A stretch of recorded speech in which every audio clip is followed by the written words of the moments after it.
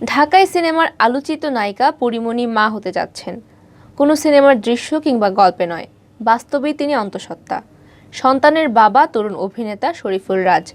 সোমবার 10 জানুয়ারি তথ্যটি নিশ্চিত করেছেন পরীমণি নিজেই। তিনি জানান, গত বছরের 17 অক্টোবর শরীফুল রাজকে বিয়ে করেন। নির্মাতা গিয়াসউদ্দিন সেলিমের ওয়েব ফিল্ম গুনিনের শুটিং করতে গিয়ে প্রেমে পড়েন তারা। এরপর বিয়ে।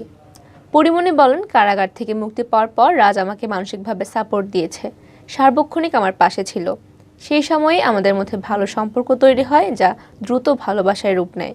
এরপরই আমরা বিয়ের সিদ্ধান্ত নিই। এদিকে আসছে 21 জানুয়ারি মুক্তি পাবে পরীমণির নতুন সিনেমা মুখোশ। চলতি বছর এটিই হবে নায়িকার মুক্তি পাওয়া প্রথম সিনেমা। এই সিনেমা নিয়ে তার আবেগ এবং ভালোবাসাটাও একটু বেশি। রোববার রাজধানীর বনানীর এক অভিজাত রেস্তোরাঁর সংবাদ সম্মেলন করে মুক্তি দেওয়া হয় সিনেমার টাইটেল গান। সেখানে নিজেই অনুভূতি প্রকাশ করতে গিয়ে পরীমণি বলেন, হ্যাপি নিউ ইয়ার, শুভ সন্ধ্যা। সবাইকে তো আর বাসায় বাসায় গিয়ে গিফট করা সম্ভব না, কিন্তু প্রত্যাশা তো থাকেই প্রিয় মানুষের কাছ থেকে উপহার পাবার বা দেওয়ার। আমার ভক্ত, দর্শক ও আপনারা যারা আছেন, তাদের জন্য এই গানটা বা কাজটা আমার তরফ থেকে নতুন বছরের উপহার। আমি আশা করব এটা সবার পছন্দ হবে।